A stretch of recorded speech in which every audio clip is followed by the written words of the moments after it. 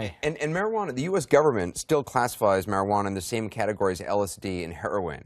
And those are defined as drugs with, quote, no currently accepted medical use and a high potential for abuse. Do you think that's just not true? That is not true. I mean, not a high potential for abuse and legitimate medical reasons. Cocaine is a Schedule II substance. It has a higher potential for abuse. It is you're more likely to become addicted to it, almost twice as likely to become addicted to it. There are many substances out there, some of which are legal, that you're more likely to abuse than marijuana. It's not even close to being the truth with regard to abuse.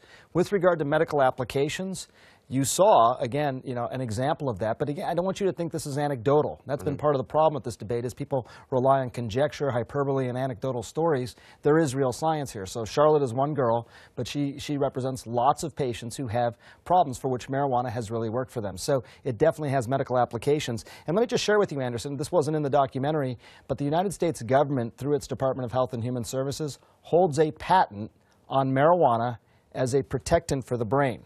It's something to protect the brain after head injuries. How is that possible, that the U.S. government holds a patent? The U.S. government holds a patent on one hand, and on the other hand, same government says it has no medical applications. So I mean, I've said this, I think I've said this to you before, but journalists, I think, are trained to hate hypocrisy.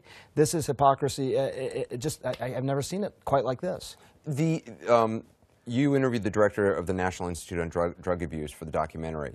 She told USA Today something. She said that if she was concerned that if the drug became universally legal, that adolescents would have more access to the drug. And that's something you hear from a lot of parents and people who work in the drug field who say it's kind of a gateway drug.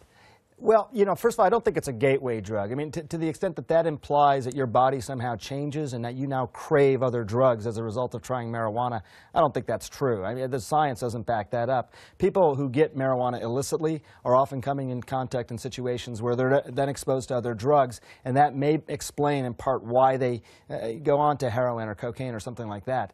But with regard to adolescents, look, of course, I'm worried about that as well. I think any responsible doctor, any responsible parent, anybody would be worried about that. I don't want kids taking this stuff. I don't want anybody whose brain hasn't fully developed, which usually is the mid-20s, taking this stuff. That's not about this. But the trade-off shouldn't be, because of those concerns, we will then deny people therapy that may be the only therapy that works for them. I don't think that's the trade-off. And I don't think even Nora Volkow, who's the head of NIDA, would think that that would be a good idea.